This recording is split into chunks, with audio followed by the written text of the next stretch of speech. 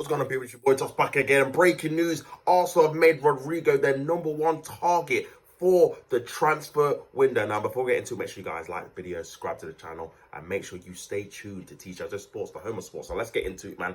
Handover, the Twitter guru, obviously the guy that's in the know for Arsenal transfer news, stated last night, exclusive, also have made Rodrygo their #1 winger target. This summer, we can exclusively reveal that the recruitment team at Arsenal are in unanimous agreement that Rodrygo goes in as a player that could be the difference in the hunt of major silverware. Several key figures at Arsenal have spoken to Rodrygo, including first-team players, about life at Arsenal and North London. Other Premier League teams are involved and have set out their own strategy to lure him, but I'm told Arsenal will present a strong financial offer if the player is placed on the market. Now, that obviously is key news. It's whether the player wants to leave Real Madrid. Now, Xabi Alonso, the new Real Madrid manager, has come into play. We need to know what they think about Rodrygo in terms of his stance at Real Madrid. I know he was unhappy towards the end of the season, not really getting much game time. Mbappe and Vinicius were really sharing the limelight, and Rodrygo was kind of ushered aside towards the end of the season. So yeah, it'll be interesting to see if there's actually a new lease of life in terms of him being at Real Madrid with the likes of Xabi Alonso coming into play. But yeah, what is the current situation? As reported weeks ago, Rodrygo is set to have a meeting with Xabi Alonso regarding his role at Real Madrid. This meeting is yet to take place, but we can also exclusively reveal that Rodrygo will try to emphasize his willingness to play on the left-hand side.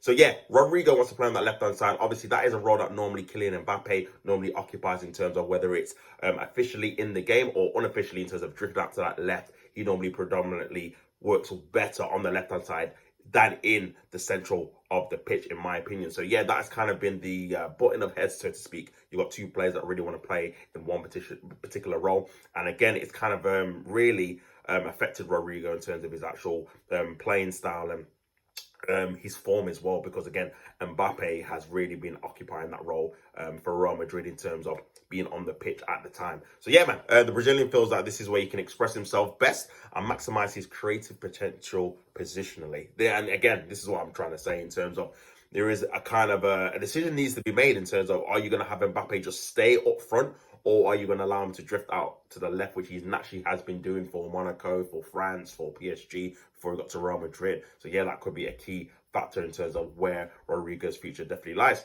The Club World Cup will be a key indicator of how Rodrygo's future is settled. Real Madrid are adamant they do not want to sell Rodrygo unless the player asks for a move personally. So yeah, obviously you're always going to say that Rodrygo is still one of their best players. And again, still pretty young, man, 24 years old, Brazilian international. So if you're going to sell him, you want to make sure that the feeling out there is that you don't want to sell him, so you get maximize or maximum amount of money for him, to be fair. Also are willing to pull off an Ozil-esque type transfer and compete with any club for the services of Rodrygo should he become available.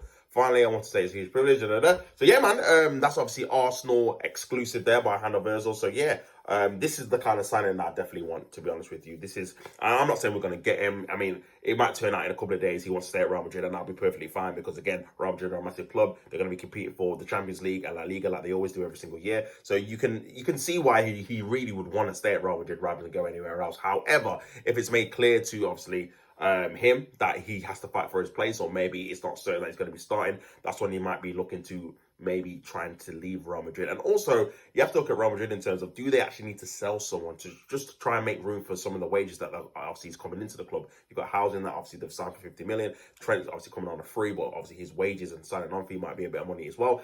They're looking to sign more players this transfer window too. So yeah, that could obviously be a factor in terms of what they do with Rodrygo going forward, man. But we'll have to wait and see what happens with that. But yeah, man, positive news in terms of obviously Arsenal linked with top level quality, and this is what we need. And this is what I said, if we're going to be competing for the league again, we need to upgrade on the attack massively, man. I just don't think it's good enough in terms of the three that we've got at a minute. We just don't have enough goals. There's not enough, and not even enough goals. We just don't have enough dynamism. There's not enough creativity. There's not enough unpredictability in terms of what we're going to do in that final third. Again, it's only really Saka, and even his kind of play can be formulaic in terms of cutting onto that left foot to either shoot or putting a ball to the back post. Again, I can read that a million times because I've watched Arsenal so many times. So I think in terms of our front three. We need someone that can really twist and turn, someone that's a bit unpredictable, like a Kvaratskhelia, like a Dembele, like a Doué, someone that you don't really know what they're going to do until they actually do it. And I think if we can incorporate that in our game, we're going to create more clear-cut chances, especially against those like mid to low blocks.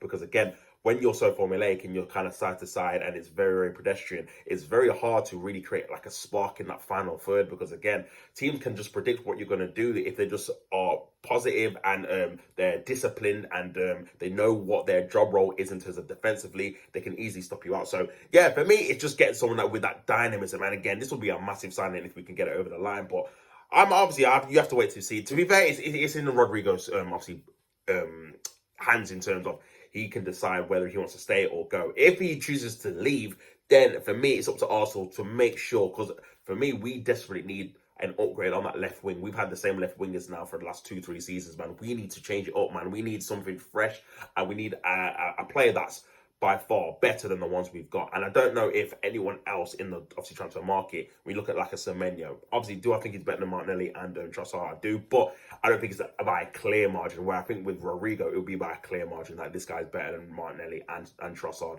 So that's what we need, that kind of upgrade, that level raiser to come in and obviously change Arsenal's fortune in terms of an attacking threat. We will get it. I'm not too sure. I don't know, but we'll have to wait and see with that one. But yeah, obviously another journalist, Ben Jacobs, obviously comments on the whole situation as well. Said Rodrygo's situation remains one to watch this summer. Arsenal's interest is genuine, but no approach yet. One of the several options Andrea Berta is broadly considering.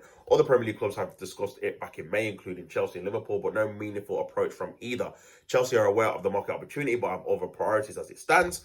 Also, long-standing Saudi interest in Rodrygo, dating as far back as 2023 in the summer. As revealed, Real Madrid are open to selling for a package of 90 to 100 million euros. But Rodrygo's side are now solely focused on Xabi Alonso, on understanding his plans. So that's what I was saying before, having to know what he's going to be doing in terms of his role in the upcoming season. But that price tag, I think, is a good money, to be honest with you, man. I think it's a good value for money, especially with the going rate with like midfielders going for 100 million and stuff like that. To get a top attacker from a Real Madrid for what, if it's 90 million euros, that's probably what, about 70 million pound. Top tier. He's 24. Do you know what I mean? He's played in the Champions League. He plays for Brazil. Like, he's played for Real Madrid. He's won the Champions League. He's started and scored in big finals and big games.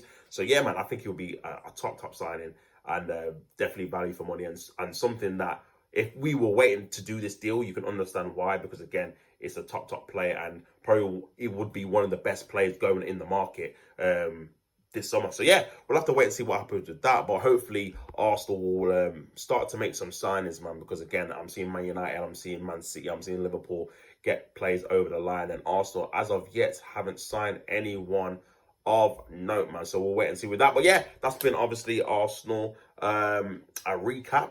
Make sure you guys like the video, subscribe to the channel, and yeah, I'm out, people. Don't hate to play at the game. Until next time, I'm out. Peace.